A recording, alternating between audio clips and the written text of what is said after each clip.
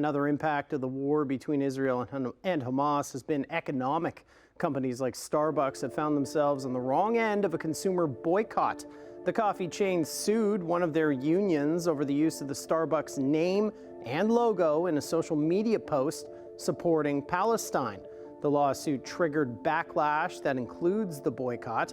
Combined with staff strikes and a lukewarm holiday promotion, Starbucks has seen a nearly $11 billion decline in market value. To learn more about how boycotts impact consumers and corporations, we're joined by Maurice Schweitzer, professor at the University of Pennsylvania's Wharton School of Business. Maurice, first and foremost, what goes into a consumer boycott? For a consumer boycott to work, it requires two things. One is a sustained effort, and the second is some coordination.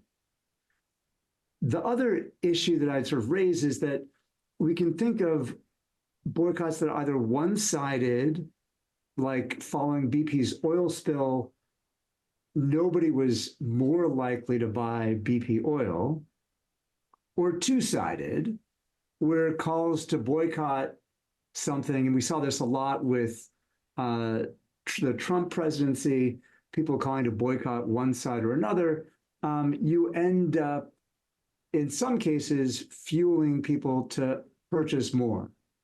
Or I think an interesting case was Nike, when they ran an ad with Colin Kaepernick, there were calls to boycott Nike, but on the other hand, their sales actually rose.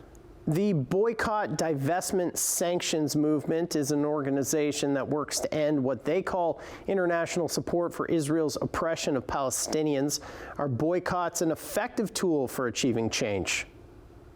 They're rarely effective. There are a couple of exceptions. So there's a recent case where calls to boycott Bud Light, once they reached out to an influencer who was transitioning. In that case, there were calls to boycott Bud Light that actually diminished sales for Bud Light. But in the main, what you find is that most consumers choose what's convenient, what's cheaper.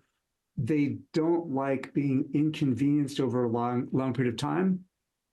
The second thing that happens is that new issues keep coming up. So calls to boycott Disney or Target or one gas company or to boycott tuna, we're bombarded by calls for boycotts, and it becomes difficult for most consumers to stay focused or even persist because they're more confused or more bombarded by these messages.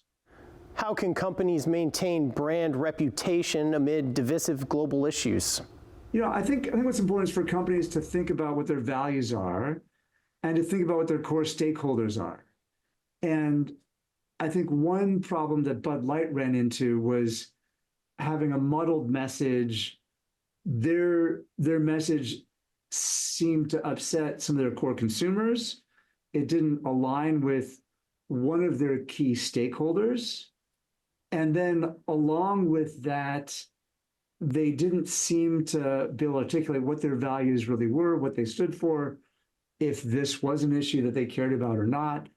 And that muddled message that really didn't pay attention to a core constituency, I think ultimately hurt them.